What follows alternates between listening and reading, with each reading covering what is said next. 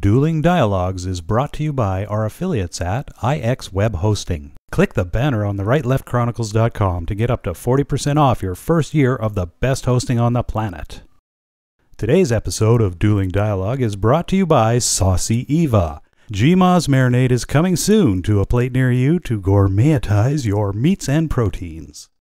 Coming to you from that once-forgotten artery that pulses through the center of the continental United States and into the heart of the Ozarks, Grace Matthews. Looking in from the northern border, our Canadian friend, along with his countrymen feeling the effects of U.S. political issues, Connor Murphy.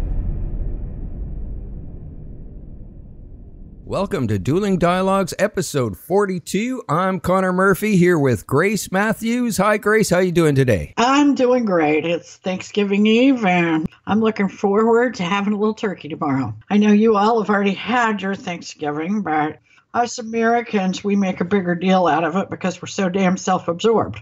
Well, no, we make a big deal out of it in October. You guys have a different holiday in October. What is it? I don't even know what. Columbus Day? Yeah. Yeah, we don't think much about it. Yeah. In fact, we argue a lot about Columbus Day. Yeah, our Thanksgiving is early. Otherwise, you're probably, this time of year, you're dealing with wintry, snowy conditions. So it's kind of good that we have Thanksgiving a little bit early because it's, the leaves have turned at that point. So it's kind of fall-y out and not so much wintry. That probably is a good idea. Hadn't really thought about that. So what are we talking about today? Oh, we're talking turkey. We love to eat turkey. I love turkey, but we don't want to be a turkey. No. But we've had some turkeys this year. Oh, have you ever? Yeah, in the United States, we've had a lot. And I've heard you've had a few up there. So. Oh, yeah. Let's talk turkey. Okay. This is going to be good. Now, these are in no specific order because some of these, it's just very hard to tell who's the worst turkey. But let's start out with Paul Manafort. Okay. What a jerk. I mean, actually, how can some of these guys that have made so much money, done so many clever things, be so stupid? Yeah, I don't because basically that's our turkey list. Right. People that should know better are paid wages that say, you know better. Paul Manafort was doing all these dirty deals, hiding money, evading taxes. So he gets involved in the Trump campaign and doesn't once think Trump is controversial. It might just open up my life to the world. Exactly. So what an idiot. And in the same right, Bill O'Reilly, he was the father figure that got on the TV and told us what was right and what was wrong and the no spin zone. Right. And we find out the whole time he's spinning around in circles trying to be more powerful with women. Now, he was unlucky too, though, because he was the first one. He had to pay all the women off. All the rest of these guys are just coming forward and going, gee, I'm sorry. Right. He actually had to write some checks. Yeah. Had to keep that swept under the rug. Yeah. And who could be a bigger turkey this year than Roger Goodell and the NFL? The saga that continues. I mean, how can you be paid that much money and your solution for next year is going to be that the teams do not come out on the field for the national anthem? Yeah, that's not a solution. That's a non-decision. Yeah. For a guy that wants $49.5 million a year plus extras. That's the best you can do? Yeah. That's like the mother saying, go ask your father. Exactly. Yeah. Nuts. He certainly is, yes. Yeah. Who else is nuts? ESPN and Jemele Hill. Okay. Talking Jack on Twitter about the president is just bad. And them letting her violate their social media code while they did not let others. Right. They fired others that were more conservative. Yeah. And they're losing viewers for mixing politics and sports. That is so true. But I don't know. How about Hillary Clinton? How about Hillary? What happened? What happened? I still see her in my mind now, running around like the town crier saying, what happened? Yeah. And and she can't stop. I mean, she is so obsessed with what happened. She couldn't even let Bill have his moment in Little Rock for his 25th anniversary of winning the presidency. You know, she just will not let it go. Nope, she is not going away. And then, of course, there's her good buddy, Harvey Weinstein. Oh, good old Weinstein. He threw a lot of money behind her campaign as well as others. But what a moron. I guess, I mean, but, you know, he got away with it. There's now like 84 women that have came forward. Wow. You got to think he was pretty clever. A jerk, nasty, gross, disgusting. Wow. And should have been happy with the empire he had. Because he was the man in Hollywood. Why did he need to do this? Yeah, sick. I don't get it. What about Frederica Wilson? Yeah. Her moment of fame was just so ludicrous, her going after General Kelly. It was just an ugly moment. And Donald Trump in the wake of a soldier's death. I thought it was poor timing. Right. And then there's, of course, her buddy, Maxine Waters, who runs around and says, impeach, impeach, impeach. She gives speeches all the time about impeaching Trump. She said, let's don't get rid of these guys that have committed these sexual harassment crimes and you know, we've paid off. Let's send it through the ethics committee. Well, she once went through the ethics committee herself when she was given TARP money to her husband's bank and it came back to her. She knows that the ethics committee is a joke. Huh. Wow. So, and then there's Jeff Flake. The guy with 2 feet in his mouth. Yeah, the hot mic. But even before that, okay, so he didn't support Trump. That's fine and dandy, okay? Yeah. But to write a book about it when you've got an election coming up and you're in a state that supported him, the president, do you write a book bad-mouthing him? Yeah. Obviously, he doesn't think a lot before he starts wagging his mouth. And when he put that book out, he was still planning on running again. Yeah. John McCain. Oh, John McCain. Another one. Exactly. And that's for taking the golden years of his service to America and making it something vindictive and angry. I mean, sort of in the way that Hillary's angry. Yeah. I find that sad. You know, it's hard to even laugh at that because it's just sad. General Michael Flynn. Yes. For everything he did. I mean, he drug his dirty laundry into the Trump presidency as if the Trump presidency needed its own people to drag him through the dirt. Right. But I still say mostly for dragging his son into it. Yeah. I mean, what a jerk. Like I said, I'd hate to be his wife. Yeah. Barack Obama for not staying quiet. Yeah. And organizing this OFA, which I think is a little toxic. Yeah, definitely. I am in agreement there for sure. Absolutely. And Michelle Obama for talking mean about our men. Yeah, that wasn't very nice of her. No, I mean, really, she doesn't know all men. I mean, it sounded like she had an issue with her own husband. She was projecting it on to others. We're giving men the big head. Actually, lately, I think we've been beating them down to a damn pulp. Yeah, well, some of them deserve it. Some of them deserve it, though. I agree. And Kevin Spacey's one of them. Oh, hell yeah. I was just going to say his name. Yeah, we need to whoop him around a bit. Yeah, he's going to get a whooping, I'm pretty sure. Yeah, I'm pretty sure he's done. He's done. And how sad, because he's talented and really has one of those guys that I guess he did a lot early in his career in the UK, but not so much here. He sort of was a late bloomer in the United States as far as his career, and that's over. Yeah, pretty much. Yeah, and Attorney General Jeff Sessions for being such a wimp, for recusing himself in the first place on the Russian collusion, and then backing off of every single issue. Right. You know, especially Hillary and her emails and her Uranium One situation. I mean, he says they're going to look into the Uranium One and such, but I mean, it took him 10 months to get there. Yeah. And then Elon Musk, Tesla. He has misrepresented the technology, the money they had. And then after the investors figure that out and his stock goes down a little bit, he decides to tell him he's bipolar. How crazy is that? That's bipolar in itself. Did he think that was going to help? So then when he came out with the New Deal this week, where he had the, self-driving trucks and that, everybody said, we don't know. You're bipolar. So, nothing happened. What about the Bush family? For saying, as Hillary's running around yelling, what happened, that they've actually voted for? Yeah, wow.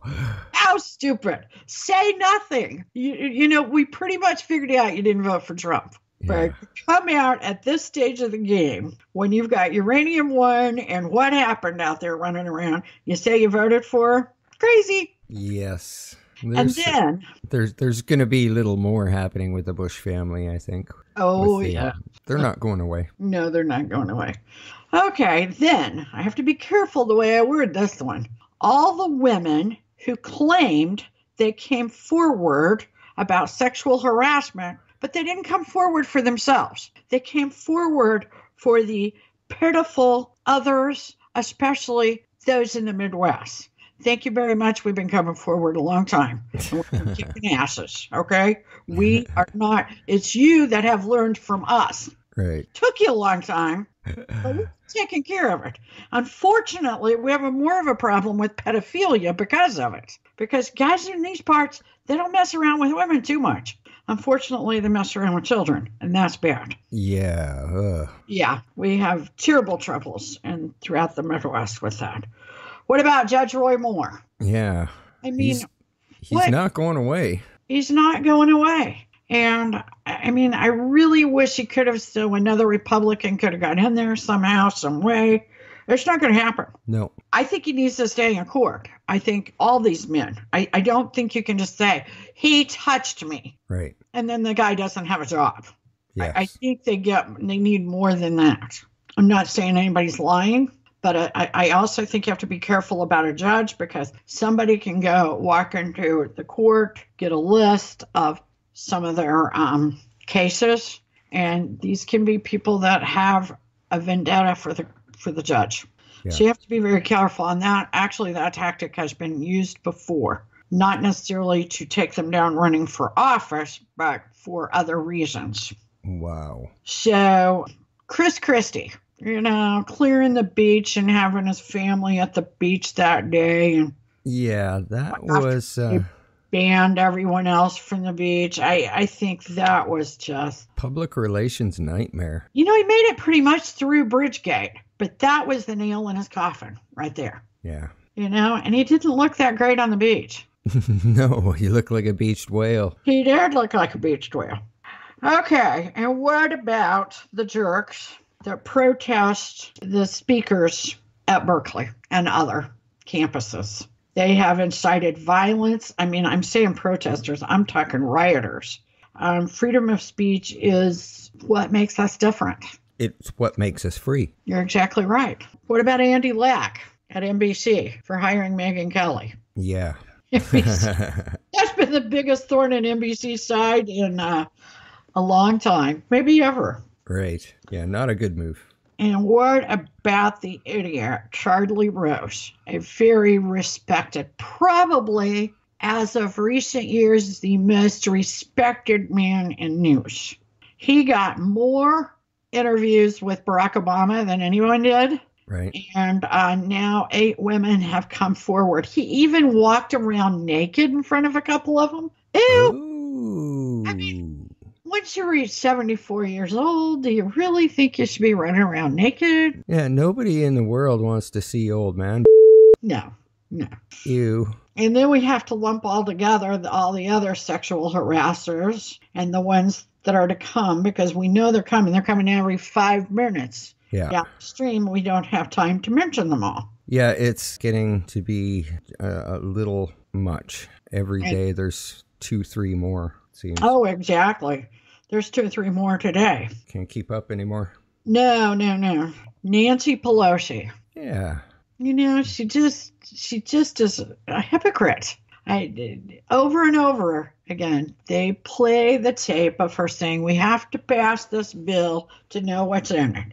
And yet, every time the Republicans come up with a bill, she accuses them of doing it in the dark of night. Right. Behind closed doors. And her relationship with the next one on our list, which is George Soros. Apparently, they've had a little weekend. Oh. Yeah, they have asked everyone that came to this little weekend in California to please not talk about the little weekend.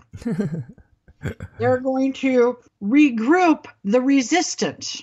Now, George Soros is also the one responsible for the campaigns to boycott advertisers against usually Fox News, especially Sean Hannity, when he says something they don't like. Right. He used that tactic too, I believe, on O'Reilly. Right. So he plays dirty. So obviously he makes more money when the Democrats are in power.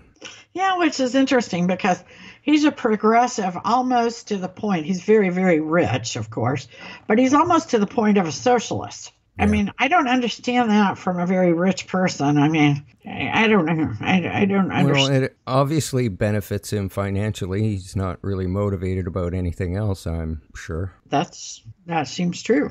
And what about Tom Steyer? That has spent $10 million running a campaign for impeaching Trump. Right. How's that working for him so far? Yeah. Actually, it really diminished everyone else's complaints. Yeah. It sort of cheapened the idea. So Nancy Pelosi has to now say, I'm not interested in impeaching him. And you know damn good and well she is. But Steyer's impeachment campaign, along with others talking about it, has really taken the legs off of it. It's cut the legs right off. Yeah. What about Cathy Griffin? Yeah. She cooked herself. She did. To cook Trump, and she's tried to take everybody else down with her. She can't work now. She did that decapitated bloody head of Trump in a photo op. And what are you thinking? She's mad because she lost all her jobs and she can't work. I mean, actually, I wouldn't have hired her before that, but I don't think she's funny. You know who benefits from that? Who?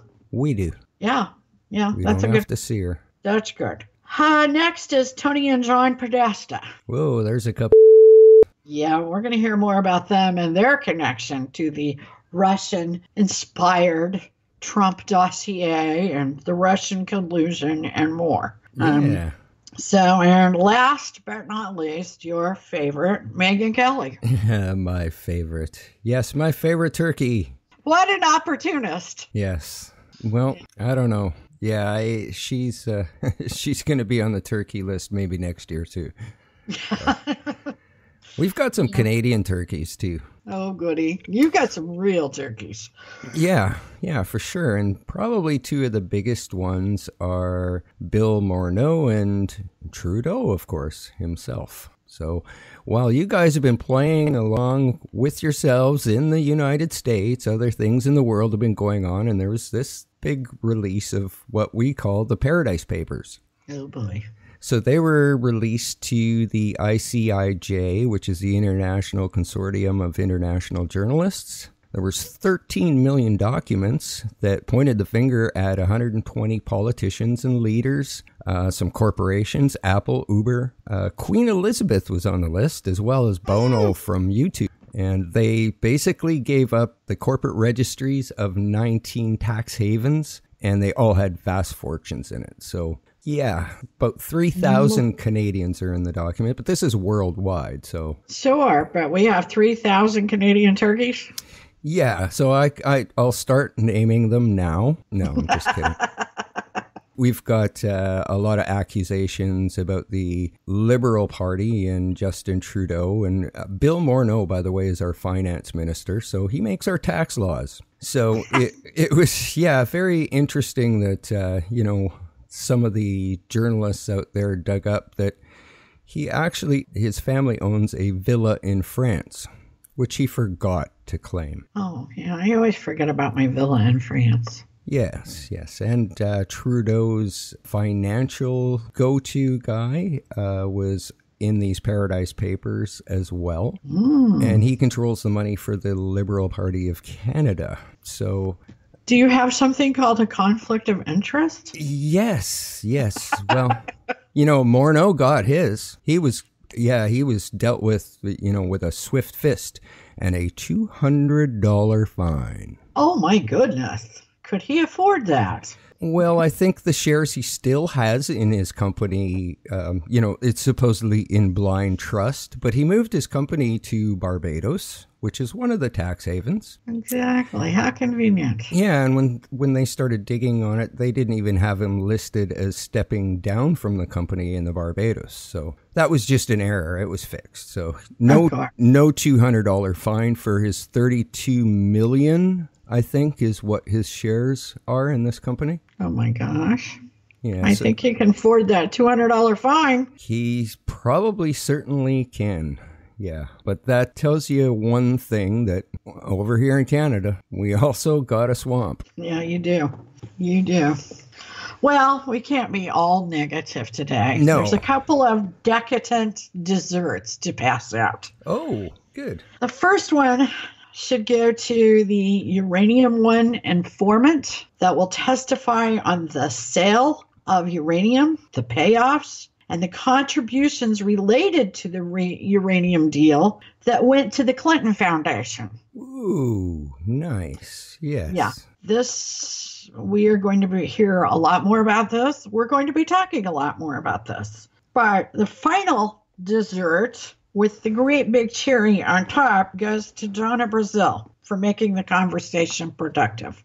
And I say that because Jeff Sessions totally backed off of the Clinton escapades, let's call them, situations, until Donna Brazile's book came out. Wow. And now they're back to considering opening up again. She did what was very difficult, even though she's backing off of it a lot now, because I'm sure she's frightful about things. Things, yes. I mean, it might just be working again. I don't know. But I heard her interview with Stuart Varney yesterday, and unfortunately she is backing off a bit. She has not got the force behind her story that she had, say, 2 weeks ago. Right. So, but bless her. Yeah, she's got big... She sure does. But I hope, we have a lot to be thankful for. I'm thankful for you, Connor. I'm thankful for you, Grace. And one thing I want to bring up is, as I was listening to all these sexual harassment cases, I heard a lot of people say, well, he asked me out for drinks, or he asked me out to dinner, and he was my boss. And, maybe bosses shouldn't ask subordinates out. I don't know. But are you kidding me? Say no. Find a way to say no. If your mother didn't teach you, there are some things you can say. You can giggle and say, oh, we'll do that sometime. Or you can say that your mother just came into town. You have to wash your hair. You can quit your job and get another job. Yeah. But don't confuse someone asking you out on a date with sexual harassment. Yeah. Because that convolutes everything, and it also destroys the world of dating, and dating is worth it. Men are worth it. Find the right one. I'm not a relationship expert, but I like wine. And sometimes you need to drink a little wine to deal with men. But men are sort of like fine wine. And I'll probably get in trouble for reverse discrimination on this. But they start off like grapes, then it's our job to stomp on them and keep them in the dark until they mature into something that we do want to have dinner with. Oh, you crack me up. Yeah. Well, I can't disagree with any of that. Well, we don't always agree, but life's a journey and we're all in this together. Remember, do not become a victim. And hashtag nobody's victim. Thanks for listening. Godspeed, Connor. Godspeed to all of our friends out there. Godspeed, Grace, and happy Thanksgiving, everybody. Dueling Dialogues is brought to you by our affiliates at IX Web Hosting. Click the banner on the rightleftchronicles.com to get up to 40% off your first year of the best hosting on the planet. Today's episode of Dueling Dialogue is brought to you by Saucy Eva. GMA's marinade is coming soon to a plate near you to gourmetize your meats and proteins.